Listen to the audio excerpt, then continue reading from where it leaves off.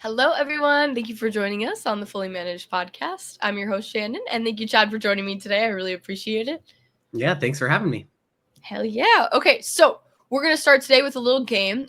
Get our creative juices flowing, get us out of the marketing heads that we so are plagued with, I suppose. However you want to think about it. This game is ironically enough still having to do with marketing. Okay, so it's called Market This. I'm going to give you a very obscure thing to sell me. And you're going to market it, develop a plan. It doesn't have to be extensive. Obviously, there's a lot that goes into that, but like a layout of what you would do to sell this product properly. Cool. That sound good? Yeah, let's do it. Already you have a minute. You can go over a little over a minute, but you can't go over 2 minutes. 60 seconds. Okay. You have 120 seconds. Okay. This one's not that bad. It's not that bad. Sometimes I've given some hard to market things. This one, it almost makes sense. Okay. See-through toaster. Ready. On your mark. Yeah. Get set. Go. Okay. See-through toaster. So the first question in my mind is I'm thinking about who wants to buy a see-through toaster. Who's in the market for that? Everybody does. All people with toasters. Everybody with toasters. I think I'm targeting people who have aquariums because they already like see-through things. That's actually I think they like see-through things. Aquariums, people who have hamsters, people who have things that are like terrariums, pets that live in those things. I might be targeting kids with ads, wake up, have your toast before school and see how it gets made. Oh, I would watch the toast. Ooh, I could see it. Yeah, I could see it being connected with lava lamps, actually, because, like it's going to glow. It's going to be red. It could be like a vibe setter in your house. Well, you can make like a retro see-through toaster. Retro see-through toaster. Set the mood of your morning. Like, I think it's that kind of thing. I could see it like that. So those are like all the places I would play, I think, initially, right off the bat with that is like, okay, how would I talk to kids about this? How would I talk to people who own aquariums, terrariums? How would I talk to people who like lava lamps and setting the vibe with lava lamps? I think that's really smart. That's like an untapped. I wouldn't even think of these markets as you're really thinking outside the box. I'm not thinking aquarium users as the toaster people, especially since if that toaster gets anywhere near the aquarium's destroyed. Good point. You're gonna have some fried fish. But I never really thought about it as being like a novelty, like something that like you could watch, because I think that anyone that is drug induced or not would love to watch their toaster be functioning. Well, it's definitely form over function, right? That's the first thing that comes up is because it's a see-through toaster. You don't need to see through. It's a luxury. It's a cool thing. It's different. Yeah. So it doesn't seem like you would want to sell it to people who are just like in need of a toaster. You are selling it to people who want it as a novelty, in my opinion. Fun people. Yeah, people who want to have fun, maybe have kitschy kind of stuff. Like that's who you're thinking about. Yeah, I think that's a great idea. You already started this great. I believe you. I think you're a great marketer because you found a market immediately. Yeah, we'll see. I mean, it's easy to say something. It's a different thing to sell it. So I'm really wondering if someone even did this before. I feel like someone should have invented the see-through toaster. I'm not going to look it up. On Google and look it up. Let's see what's going on. I want to be surprised. I want to happen upon it one day, or maybe my phone is hearing me right now and it'll ads will come up for the see-through toaster immediately within the next hour. 100%. So we'll gear those up. If it doesn't exist, I'm rushing out to patent that idea right now. Yeah, you really should. I'll give you permission. It wasn't my idea. But anyway, thank you so much for starting this out in such a great way. I do again truly believe you are a good marketer because of this the aquarium market that you thought of immediately. But thank you for joining me again today. For all of those that don't know, this is the Fully Managed podcast. This is a podcast where we discuss marketing and business tips to help assist you on your business journey. Again, I'm your host, Shannon, Penny's Partnership Coordinator, and I'm joined here today with a very special guest, Chad from Disruptive Advertising. Thank you so much for joining me again. Yeah, I'm so happy to be here. Already having fun. Good stuff. Hell yeah. Okay, perfect. So we can start out with you telling us a little bit about yourself. So I'm somewhat familiar with you and your craft, but the audience may not be. Tell us how you got to this point, what you think is relevant on your journey, and what you're doing now. Great. Yeah, I'd love to talk about myself. I love being the center of attention. So this is perfect. That's like what a podcast is for. That's right. So I did not think that I was going to be a professional marketer. When I got into the business, it was a means to an end. I was going to school for English literature. I wanted to teach Tolkien, right? I wanted to teach Edgar Allan Poe, and I wanted to do it in a college level. And so I was very excited to be an English professor and thought that that was going to be my career. And what happened is during that time, I needed a job. I had a friend who worked at a marketing agency called My eBiz that doesn't exist anymore. And he said, I could get you an interview over here for some part-time / full-time work, whatever you need, in customer service. And so I started working customer service at a digital marketing agency. And I found out I was really good at talking to hostile, angry people. It's just like, I guess it's a gift that I have, where people who are furious about whatever felt very heard and seen by me. And so I had wise bosses and mentors at the company who felt like, Chad, you have skills that we can't teach. You have some soft skills and abilities that we would love for you to use, but let's train you how to be like a marketer and teach you the stuff that they always called it the board game. Let me teach you the board game of digital marketing, and we can show you the rules, and you can then bring your soft skills to the table and start doing that. And so I started to get trained and was given more and more opportunities. Eventually, I was moved over to their sister agency, which was called Professional Marketing International, PMI. And I was an internet coach where I was teaching people how to do drop shipping. So this was back in the day. So I started in marketing back in 2007, but it was back before Amazon was the behemoth that it is. Yeah, everyone's doing drop shipping now. Yeah, you could go and you could find a drop shipper in China that drop shipped picture frames or katanas or whatever you wanted to sell, see-through toasters. And then you could create a website that sold see-through toasters, and you could completely corner the market because there was no e-commerce behemoth that like Amazon at that point that was so dominant, right? Mm-hmm. And so I did that for a few years, where I was just helping people to do that, how to build a website, how to manage it for yourself, how to find a drop shipper, how to set up all of the credit card processing and do all of that. And then I eventually moved over to a digital marketing agency called Orange Soda. And I was an account manager there and did similar things where I was just helping small businesses, small and medium businesses with their digital marketing.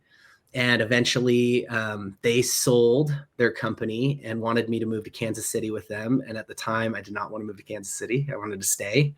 So I said, thanks, but no thanks. And I ended up moving to Disruptive Advertising and being just an entry-level account manager there for a while. And so that's in the span of about 10 years, I worked at 4 different digital marketing agencies. So I like to tell people that I'm a glutton for punishment, I guess.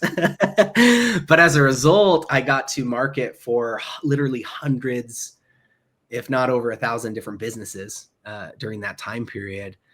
And they were from all different types of business. So there was, B2B businesses, there was, B2C local, B2C national, there was e-commerce businesses. I did it all. And I also got to touch like every type of marketing medium that you could think of out there, all sorts of different channels and everything else, at least in the digital space. And so it just really gave me a great education. I was so grateful for that. So people often ask me like, hey, did you go to school for marketing? Because here I am at the head of marketing at Disruptive Advertising. And I'm like, no, I proved to my father-in-law that even English majors get jobs, and I also have demonstrated that the school of experience is probably more powerful and important than any degree that you can get. I don't think it's uncommon knowledge that by the time you graduate in a marketing field, usually a lot of the information you've learned is out of date already because marketing changes so rapidly and it's only speeding up today. So yeah, I think maybe the thing I would cap it off with is that, I'm frequently stressed, but never bored. And that works just fine for me. And so marketing has been a great joy. And I guess maybe to to finish my story about being an English major and wanting to go and be an English professor, by the time I had graduated, I was making a great living in marketing, far more on paper than a tenured professor would make teaching. And I said, you know what, do I want to go to more graduate school and all those kinds of things and put myself into debt and move my family? And it just didn't feel like the right decision. It felt like I'm having a blast marketing. Why not just keep going here and turn it into a career? And so that's why I'm here. And that's how I ended up in this seat. That's wonderful. And I would even argue I'm a big supporter of like non-linear backgrounds, especially for marketing, because I think that one, I think experience is everything. I truly agree with you that I think you can learn more, especially in an agency. Learning on your feet is like, it's like the definition of learning on your feet, because it's so fast paced. Things are changing constantly, especially when you're in one that's earlier on. I think that you really do learn so much that you can't learn even in a traditional marketing role at a bigger agency, because it's so much more streamlined. Whereas like the wearer of many hats, so to speak, I think it does help you kind of learn all the ins and outs of a lot of other aspects of maybe what won't be incorporated in your job in a more streamlined position in the future, but helps you understand those other positions. It's true. It's a great education. And I also would add that it was such an honor to get to work for small businesses, and scary too, because the stakes feel so much higher. Yeah, they feel so much higher. You wouldn't think that because the budgets are smaller, but those budgets are people's mortgage payments. Those budgets are like people's ability to live. And so you start to get more, it forces you to be a better problem solver and to be more creative and to look for ways that you can make things work, even when you don't have a massive budget or bankroll behind you. And that's a great place to be as a young marketer. I felt really honored that I got to work with so many small businesses. And also it stung when I didn't win, because it wasn't all wins, when I didn't work for a business and it was hard for them, that hurt, because I care. Yeah, it hits harder. And I mean, it's good that you care. I mean, despite having like, I think any normal human makes mistakes, but I think that the ones that hurt more are more of a learning moment. I think at the same time is that there are a lot of, I think, small businesses as well, like go to an agency as a last resort because they tried other things themselves and it didn't work. And so that might be their last resort, because if they don't start getting customers, then they might be out of a job or their business entirely. True.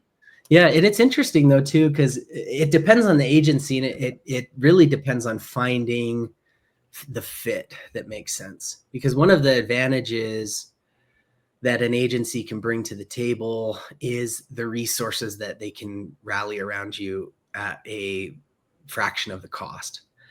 Rather than, you have your brother-in-law trying his hand at paid search, and you have, somebody else that you knew in college is trying to do your paid social and everything else.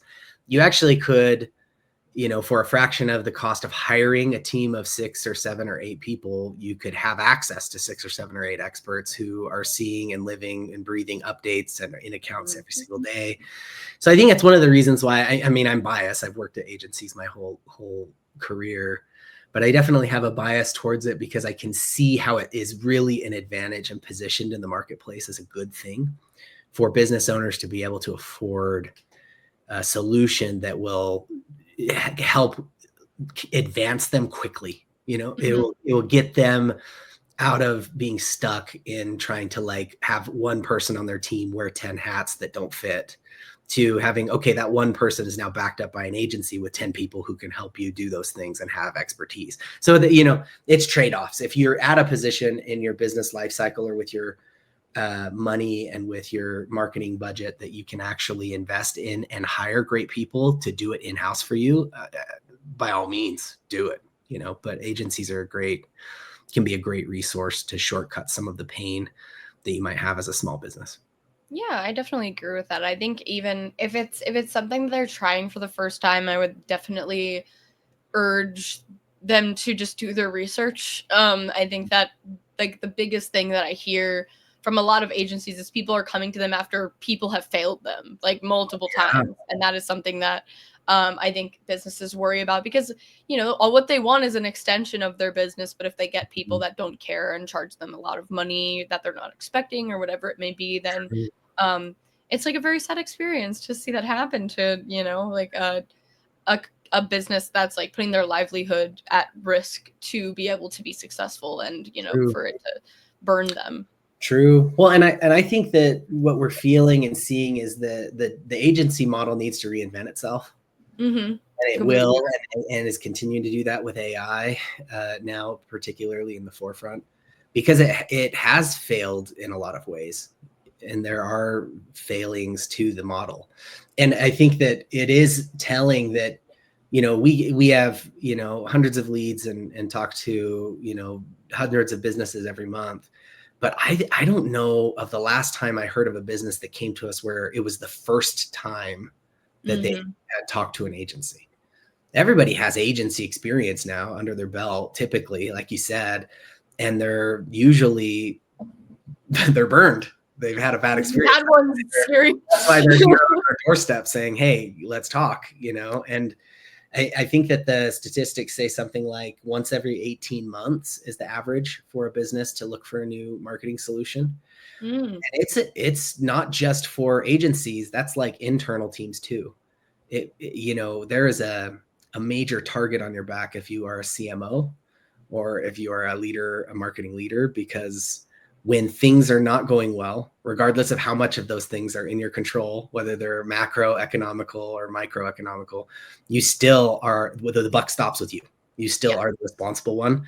And it feels good as a boss to swap out, you know, say, I am done. I've lost faith in this. I don't like this person or this solution. And I think it feels like progress to make a change when it actually might not be, but that's a whole nother topic. But anyway, I'm just saying that there's a target on your back if you're a marketer. It's real. Yeah, I 100% agree. I think that there are like there's very much this lack of understanding, especially if you don't have experience in the marketing space, that it's just black and white, that just there's a foolproof solution for everything, when a lot of marketing is a gamble. And it's not just a gamble because you're always risking everything. It's a gamble because there's things that are proven to work that just do not work sometimes. Yeah. It's true. And that's the part that's hard with agencies as well. Just when you're coming in, is that every agency's sales pitch is to poke holes in your last marketing plan. So when you come in the door, the goal is to show you all the things that are wrong with your current marketing or how things were marketed before. And the reason that is so easy to do is because every marketer is going to approach things differently. You know, like it's just the truth. There's that old kind of grisly saying of there are many ways to skin a cat. Yeah. It's exactly that way with marketing. If you sat down with me and did a marketing plan for your see-through toasters, it would look entirely different than the next marketer's see-through, you know, toaster plan. And that doesn't mean that our plans both couldn't work. What you're buying is, you as the business owner or the marketing leader, you're buying the one who convinces you the most that they have the strategy that'll win. It's always about that. Yeah. Sorry, say that again. What'd you say? No, I'm going to say it's all about the convincing. It's not necessarily about the strategy, because the amount of people that even I have talked to that have the same strategy or seemingly the same strategy, but obviously they all have different clients, like different people are coming to them for different reasons. And I think it's the way that you spin something rather than maybe the strategy itself sometimes. Yeah. Well, and one of the most important abilities you can have as a marketer, especially if you're a client-facing marketer. I mean, it's different maybe if you're a strategist that's like, you know, you're in the dark room just pressing the buttons and pulling the levers and doing all that kind of stuff. But if you're a client-facing marketer, one of the most important skills you can have is that of building trust and being a strong communicator, where you can help somebody to believe you. Like, give me time, give me resources, give me, you know, X, Y, and Z so that I can succeed for your business. Trust me, like I am showing you the way forward. Like, here is the new solution. And so a marketer has to really be able to market themselves and their plan and their team. And without that ability, you'll just churn clients. You just won't retain. Yeah, you definitely have to foster this trust and transparency with clients. I think that is like what they hold most dear. Like, even if you mess up, like, I mean, even if you mess up, especially yeah. Yes. Yeah. Even when you mess up on your own accord, like, there was a mistake that was entirely your fault and not just like whatever's going on in the world's fault. Yes. People just want to know that happened, like, and that you know that it happened too. I think that, like, most of the time, yes, it's possible that you'll lose a client for saying that, but it's also possible you'll lose a client for ignoring it and trying to, like, brush it under the rug. Yeah, no, some of the hardest phone calls, but most rewarding in my career have been the ones where I've had to just say, I blew it. I was wrong. And here's a mistake and whatever. That does remind me of a story, if I can share it. Unless, yes, of course. No, I've got a story. I remember early in my career at Disruptive. So early in my career at Disruptive is different than early in my career as a marketer, because I joined Disruptive at 2015. I had already been doing marketing since 2007. But I've been at Disruptive now for almost 10 years. It'll be 10 years in November, which is crazy to me. But anyway, that's a whole other thing. I had been at the company for about 6 months, and I had an amazing win. It was with this client that did small business loans. So they wanted leads for people who were, wanting to do small business loans. And I just figured out the formula. It was paid ads, and it was a landing page that converted very highly, and to the point where they were just really impressed. They were so impressed with the results that they said, hey, is it okay if we come in and meet you in person? And my boss wants to come meet you. So I was talking to like a marketing leader, and I was like, of course. They came in, the boss's name was Chad as well. So I'll never forget that. But he came in with this tailored suit, shook my hand. We talked about the campaign performance. There was lots of it felt like a victory lap. I was doing great. And then he said, hey, I want to dismiss my guy, and I want to talk to you, just me and you. I was like, okay. So it's just me now and Chad, this leader. And he says to me, almost conspiratorially, he says, do you think you could do this again? I'm thinking about starting a new business for this small business loans thing and cutting out these other partners and doing my own thing with some new investors. He's like, could you get these same results?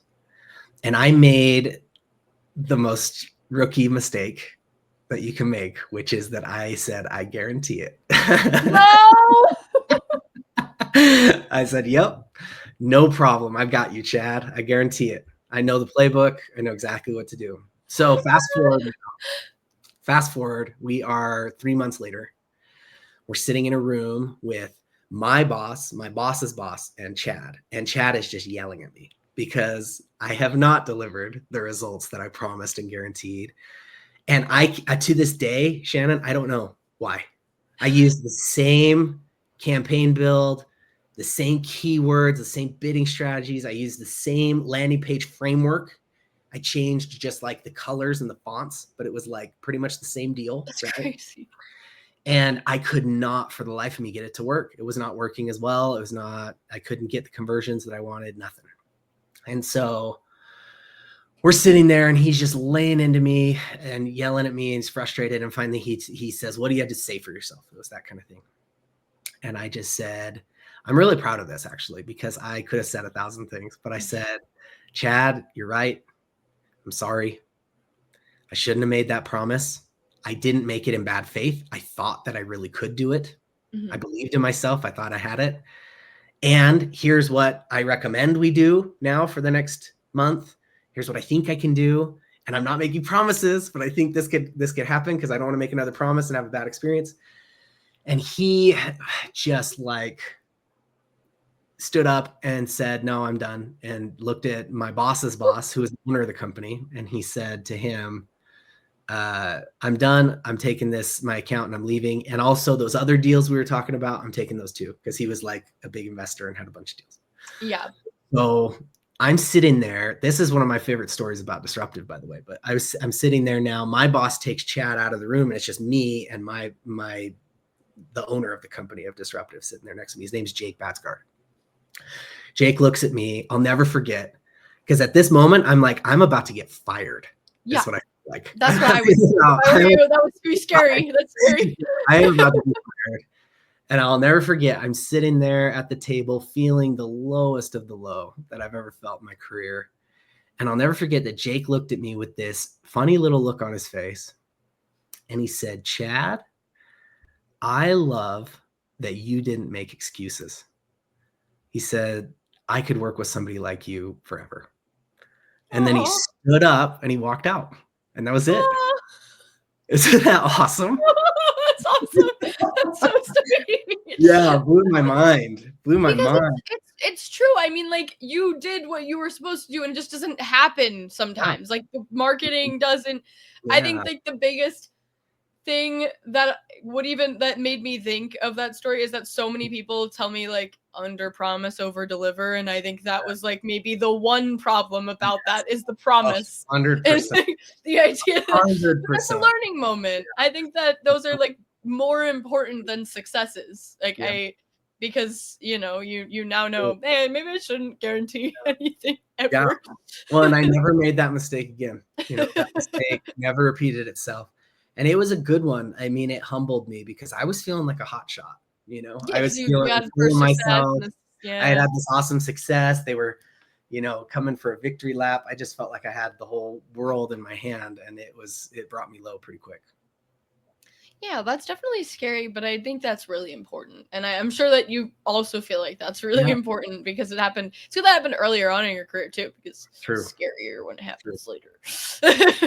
True. And I'm grateful. I mean, I think that one of the takeaways that it gives me, and this is maybe something I would share with the marketing leaders and agency owners that listen to your podcast, is that it is so important to allow people the opportunity to learn from their failures. Mm-hmm. It can be tempting to say, you failed, you lose, good day. Like I cancel with you, or I throw you out, like we're done.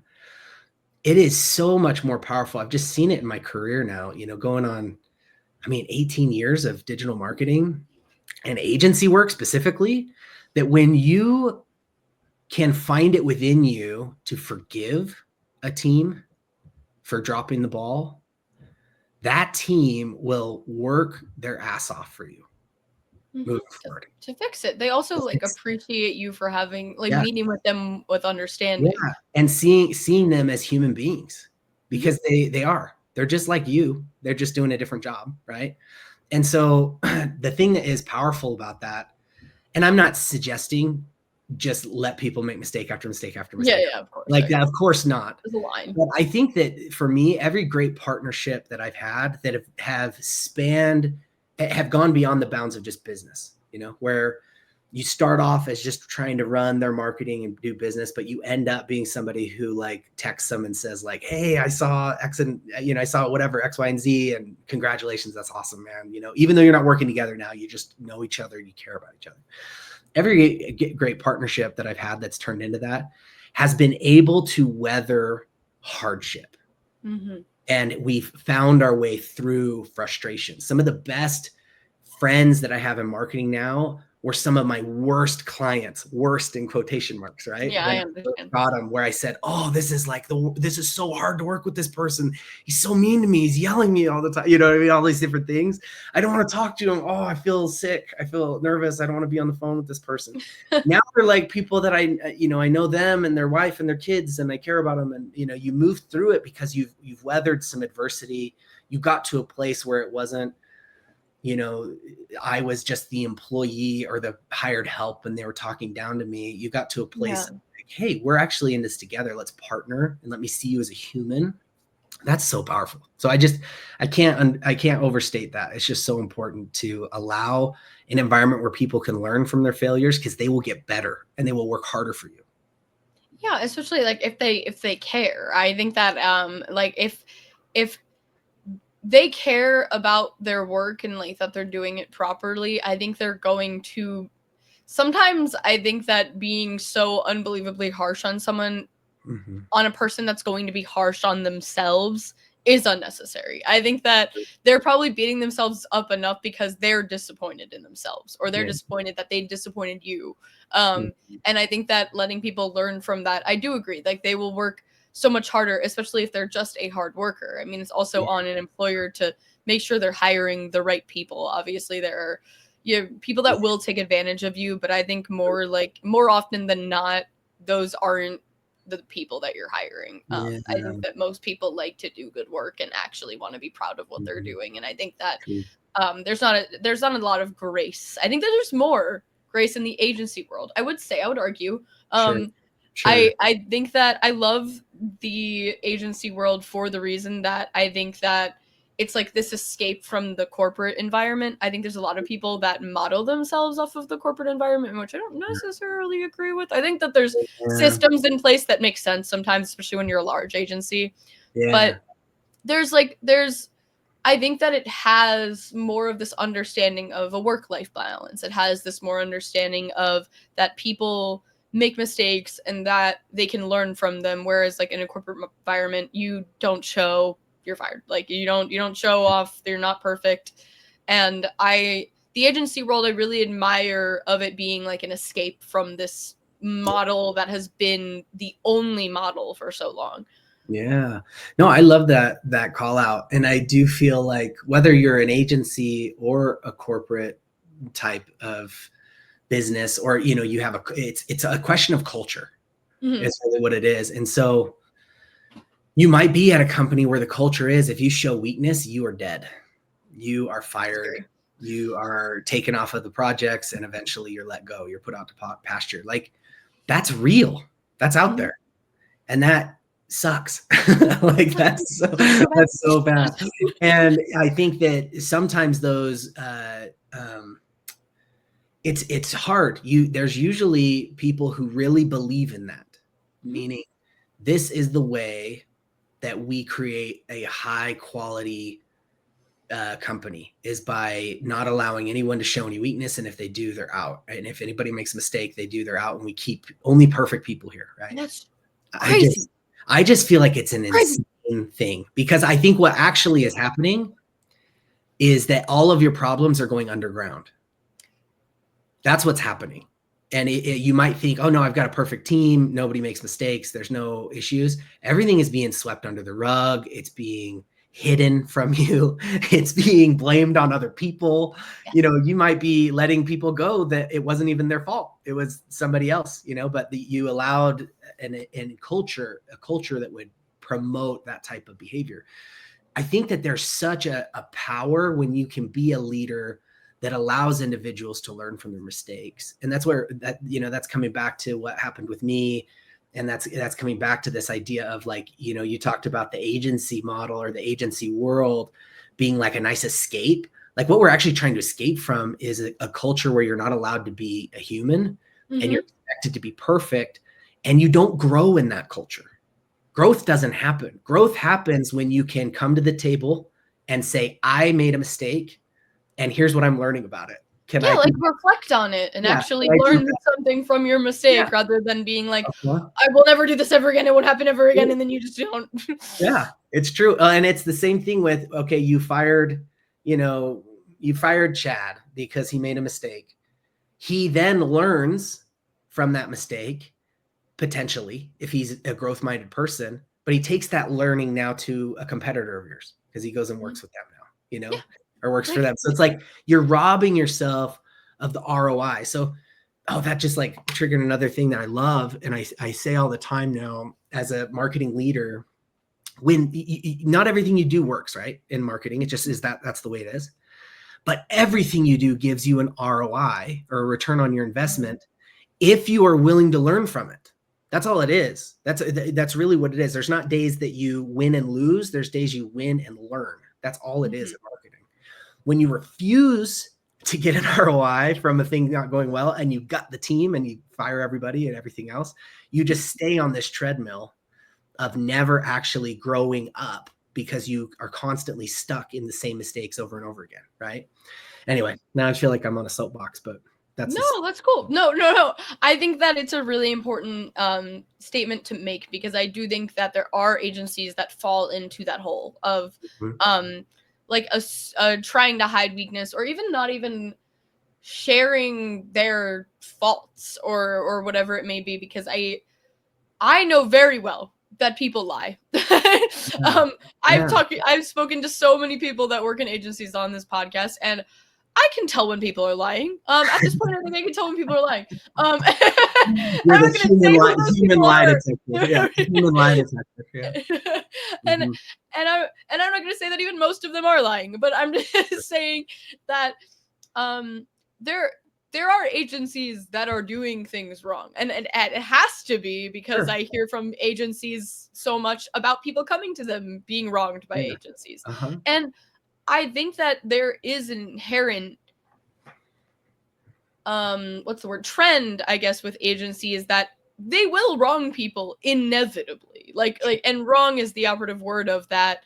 Sometimes, because especially if it's a marketing agency, which is the vast majority of who I speak to, they can just be wrong. I mean, like, they can do everything right and still get it wrong. And in your experience, that is exactly what happened in that scenario that you shared. So it's like, people are inevitably going to be wronged, but I think that that's another testament to like sticking with an agency even as a client sometimes, because there's beyond wronged, where you've irreparably damaged a company from your poor choices, whatever it may be, or you were blatantly negligent. But there are also scenarios where it just didn't work out, and like sticking with you is, and letting you learn from that mistake and do better. Like, you are likely to do better on that person because you failed them the first time. And that is probably a much more worthwhile relationship than going to another agency, especially since if they failed, maybe they'll give you a little discount. Maybe they'll do like something a little nice, where they go to another agency, they got to pay the same amount, maybe more,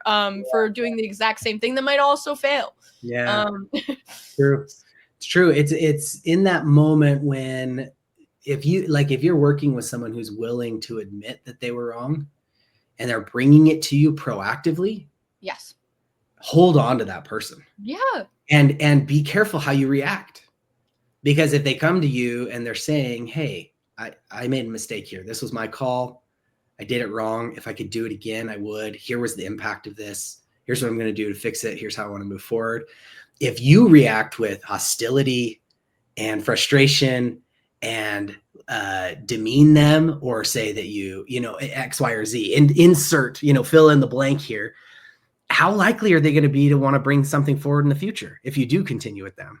Or, you are burning bridges with somebody who you could actually have cultivated trust with. Trust is two things. And this is from my mentor, John Covey. I love this guy. But he always said that trust is character and competence. You have to have both. You can't have one. And you need balloons. I hope you're watching. If you're listening to me, you just missed that the balloons went off because I did a peace sign. You have to have character and competence. And if you think about it, it makes sense, because somebody could be highly competent at pulling the button or pushing the buttons and pulling the levers in an account. But if they're not willing to tell you the truth, like be honest with you, you actually can't trust that person. You can maybe think like, oh, they're competent, but I don't trust them. And then the vice versa is, oh, I really love this person. They're a high character guy, but he's not very competent at the marketing, right? So I can't really trust him. I feel like I do like that he's telling me telling me what's real for him, but I can't trust him with my budget because he's not competent. And so when you're evaluating your marketing solution, if you keep those two things in mind and keep your eye out for it, you'll find people that, whoa, okay, they've got character, they've got competence. This is somebody I can trust and build trust with, and I can have an amazing outcome with. Yes, I think trust is one of the most important things in any kind of dynamic. Anything. You can say that, worldly, friendships, relationships, anything. Trust is the most important thing, but especially if you're trusting someone to be an extension of your business, you need that trust and transparency. People need to feel like you are not going to fail them. And I think that goes for so many parts of the process, like communicating properly, like even communicating effectively. It could just be, you could be doing everything right and everything could be great. The whole process works out exactly how you want. But if you're not communicating properly throughout that process and they don't know what's going on, then that's also a detriment. It's like there's so many things that you can do throughout the process that foster that trust and transparency that make people believe you and want to work with you further. Yeah, absolutely. And even just getting clear with your, depending on which side of this you're on, if you're a marketer working with clients, to ask your clients, hey, what would build trust with you? How do you like what would you like to see? Yeah. How do you like to be communicated with? How do you want reports to look, etc.? If you're on the other side and you're the agent, you're the owner or the entrepreneur or the marketing leader who's hiring a marketer or an agency, tell them what builds trust with you. Hey, if you will communicate with me frequently and honestly, it's going to build trust with me. If you send me an update on time every week with the numbers, these numbers that I care about, that's what's going to build trust with me. Just be really clear so that they know. And then you set yourself up for a great relationship and a really powerful partnership rather than hoping that you sort of stumble your way into something that'll work. I completely agree. And I think that is a really great sentiment to end on because we are unbelievably over time. But that means that it was such a wonderful conversation and I'm very happy. Yeah. So don't worry, this happens a lot. So it's not a big deal at all. I think it was a really wonderful conversation. I really appreciate you joining me today. It went so quickly. Yeah, thanks for having me. It was a lot of fun. I appreciate it. Thank you so much. And thank you for sharing with everything. We didn't even get into the D&D things. I know. But I'll have to come back another time. You'll just have to come back another time. That's what it is. Yeah. But thank you again so much. And thank you everyone for watching or listening. We'd be nothing without you. Please check out other episodes to get to learn like I get to do from this podcast every time. Thank you so much. Have a lovely day.